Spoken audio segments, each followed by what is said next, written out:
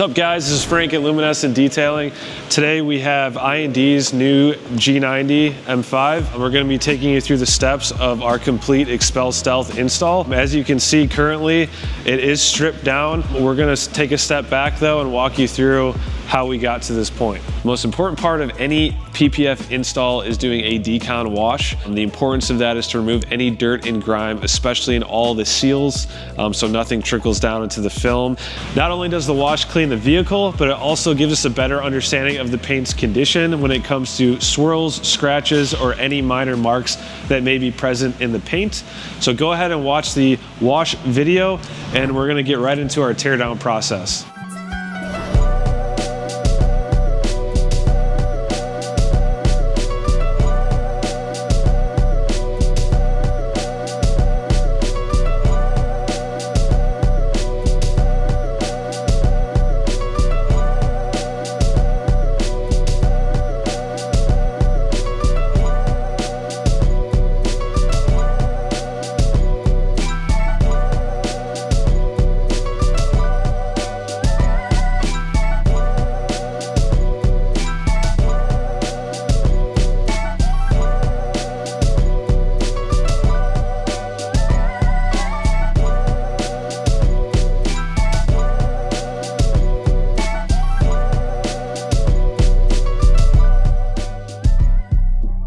Now that the vehicle's washed, next is our teardown process.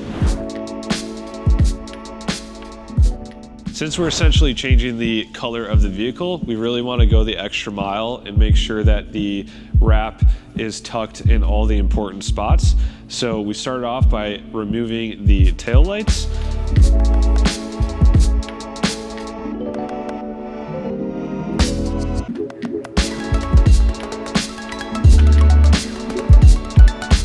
As we move down the vehicle, we removed the side paneling here.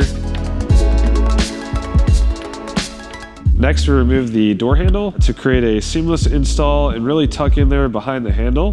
Moving along, we removed the door trim. It's a black trim piece here, as well as the roof rails to really tuck in the quarter panel as best as possible. Now we remove the fenders along with the front bumper. You might think this is excessive, but we're going to show you why.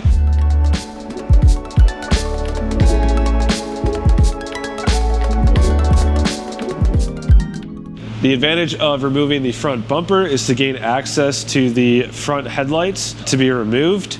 We also removed the front grille, and the reason we removed the grille and the headlights is so that we can tuck deep underneath them for a complete seamless install. Another really important part of the car is the front door edge. So by removing the front fender, it gives us access to this edge so we get complete coverage.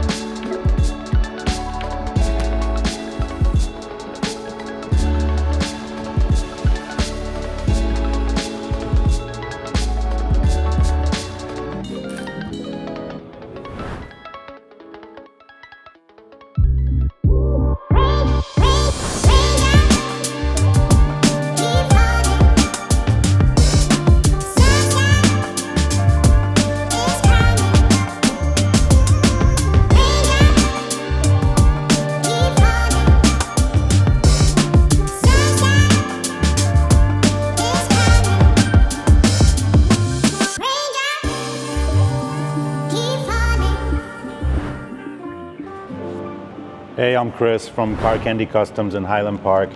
Today I'm at Luminescent Detailing, tinting this BMW M5. And we're gonna be doing both the back window and the front windshield using the dry method with the powder as opposed to a wet method.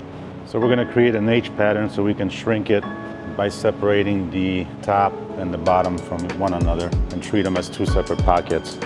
We're gonna tack this down just to keep it in place so it doesn't move around. The idea is to try to get this as flat as possible against the back window without any points of rising, especially at this bottom line. That way you don't have any fingers popping up when you install it on the inside of the glass. All right, so this back window, we actually used a plotter to cut it out. It cuts the pattern into the film, and then we're gonna remove it because now the film is all shrunk, so we can carefully, without creasing any of the film. And now we're just gonna do a test fit to make sure everything is shrunk properly, that there are no fingers still popping up after we flatten this thing down. If there's a part that's not gonna lay down flat, you'll know by doing this step on the outside first.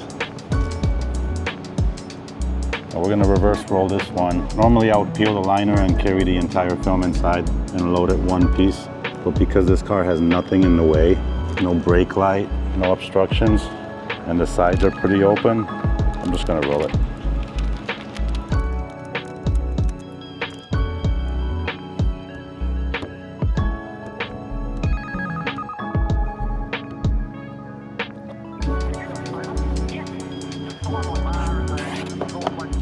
So the goal is to load this in without touching anything, without getting any fuzzies, not rubbing it on the plastic. The prep work has a lot to do with it and how you clean it, but it's really how you load it also. There's different methods to getting this done. You can overlap it and cut it, or you can file it, but we're just gonna butt it up right as close as possible from the factory edge.